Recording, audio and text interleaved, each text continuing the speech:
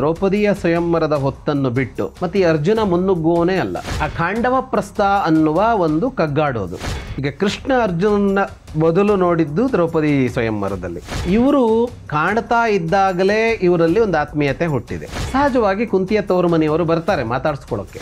ಆಗ ಕೃಷ್ಣಾರ್ಜುನರು ದೇವತೆಗಳನ್ನು ತಡೆದು ನಿಲ್ಲಿಸ್ತಾರೆ. ನಾನು ಗೆದ್ದಿರಬಹುದು, ಆದರೆ ನೀನೇ ಮದುವೆ ಆಗುವವಳನ್ನ ಅಂತ ಯುಧಿಷ್ಠಿರನಿಗೆ ಹೇಳ್ತಾನೆ. ಮನಸ್ಸಿರತ್ತೆ, ಮನಸ್ಸಿದೆ ಅಂತ ಅನ್ನೋ ಕಾರಣಕ್ಕಾಗಿ ಇದನ್ನು ತಪ್ಪೋಕ್ಕಾಗಲ್ವಲ್ಲ.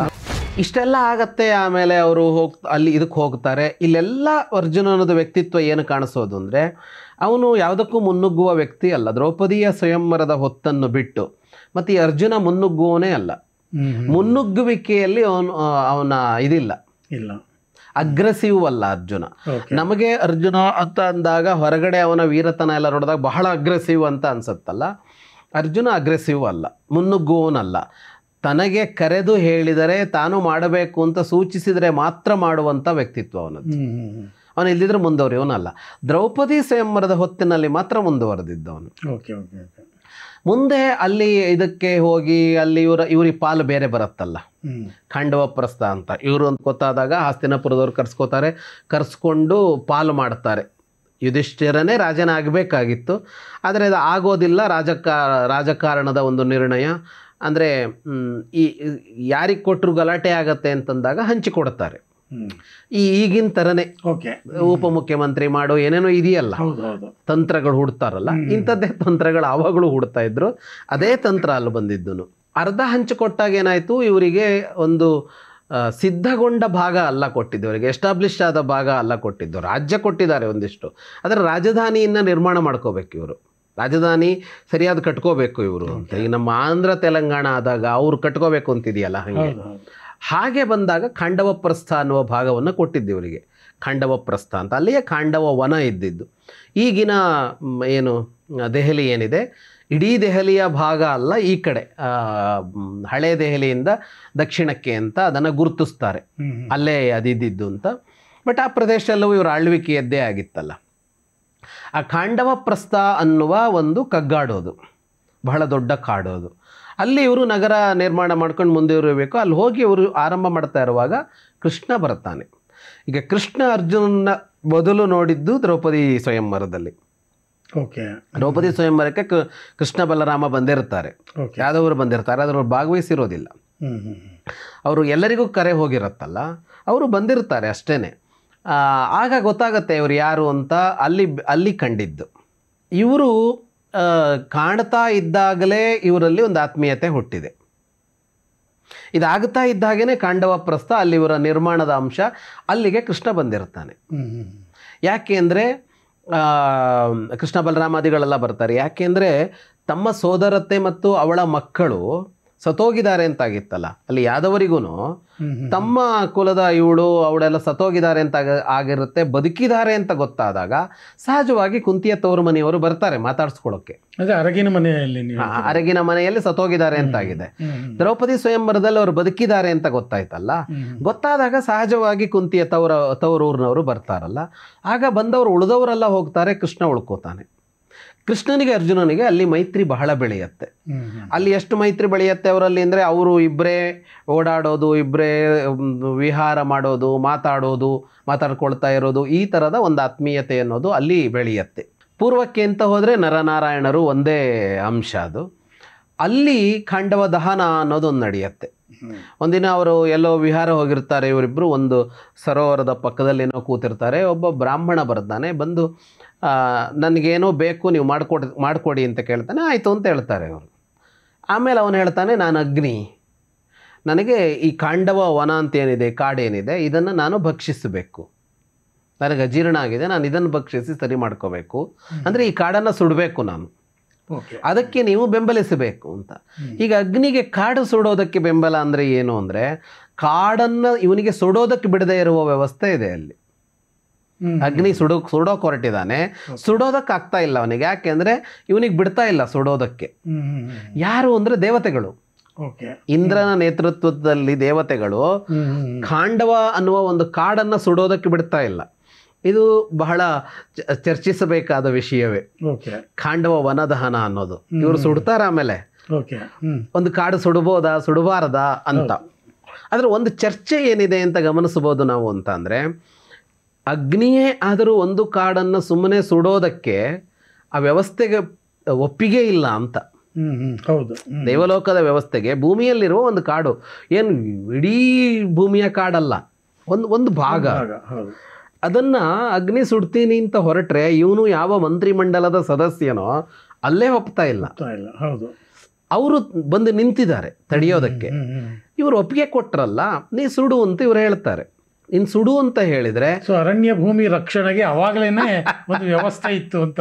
ಹೌದು, ಅರಣ್ಯ ಭೂಮಿ ರಕ್ಷಣೆಗೆ ವ್ಯವಸ್ಥೆ ಇತ್ತು. ಹಾಗಾಗಿ ಒಂದು ಪ್ರಶ್ನೆನೂ ಬರುತ್ತೆ, ಕೃಷ್ಣ ಅರ್ಜುನ ಹೋಗಿ ಅರಣ್ಯ ಭೂಮಿಯನ್ನು ಸುಡೋದಕ್ಕೆ ಹೌದು ಇವರು ಸಹಾಯಕವಾಗಿ ನಿಲ್ಲಬಹುದಾ ಅಂತ ಪ್ರಶ್ನೆ ಬರುತ್ತೆ.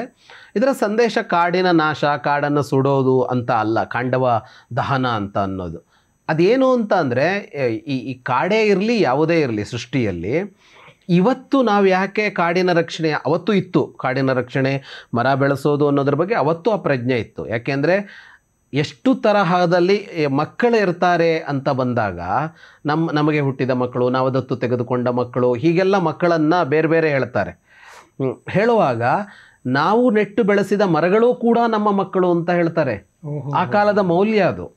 ನಾವಿವತ್ತು ಈಗ ಈ ಪ್ರಾಣಿಗಳನ್ನು ಮಕ್ಕಳು ಅಂತ ಭಾವಿಸೋದನ್ನು ನೋಡ್ತೀವಿ. ಈಗ ನಾಯಿ ಸಾಕ್ತಾರಲ್ಲ, ಅವರು ಅಮ್ಮ ಅಂತಲೇ ತಮ್ಮನ್ನು ಹೇಳ್ಕೊಳ್ಳೋದು, ಅಪ್ಪ ಅಂತಲೇ ಹೇಳ್ಕೊಳ್ಳೋದು, ಇದನ್ನೆಲ್ಲ ನೋಡ್ತೀವಲ್ಲ.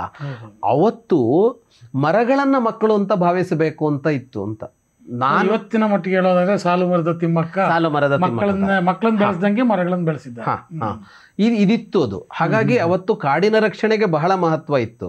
ಆದರೆ ಕಾಡಿನ ರಕ್ಷಣೆಗೆ ಬಹಳ ಮಹತ್ವ ಇದ್ದರೂ ಕೂಡ ಏನಾಗುತ್ತೆ, ಕೆಲವು ಸನ್ನಿವೇಶಗಳಲ್ಲಿ ಕಾಡನ್ನು ನಾಶ ಮಾಡಬೇಕಾಗಿ ಬರುತ್ತೆ. ಅದು ಯಾವುದೇ ಇದ್ದರೂ.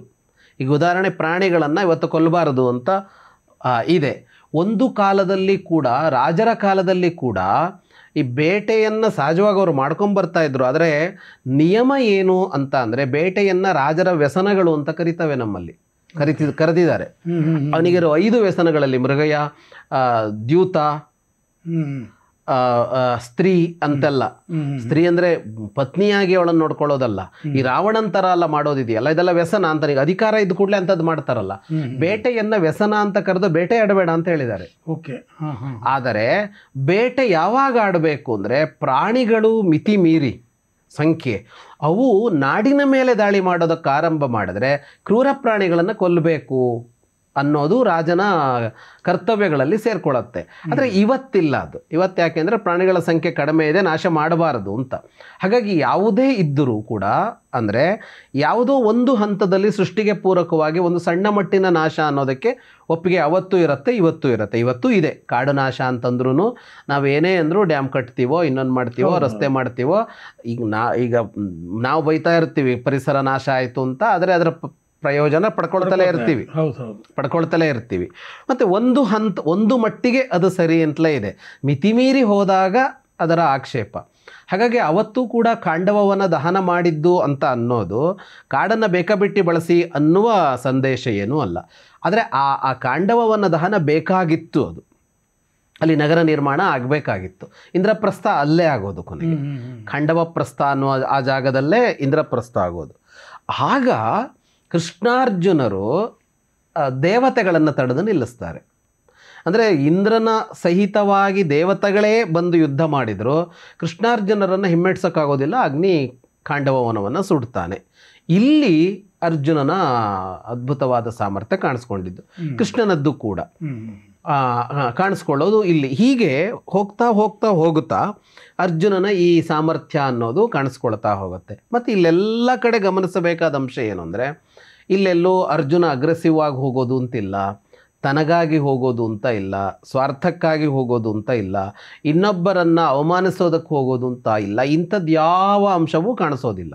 ತನಗಾಗಿ ಹೋಗೋದು ಇಲ್ಲ ಅಂದರೆ ದ್ರೌಪದಿಗಾಗಿ ಹೋಗಲಿಲ್ವಾ ಅಂತ ಹಾಗಲ್ಲ.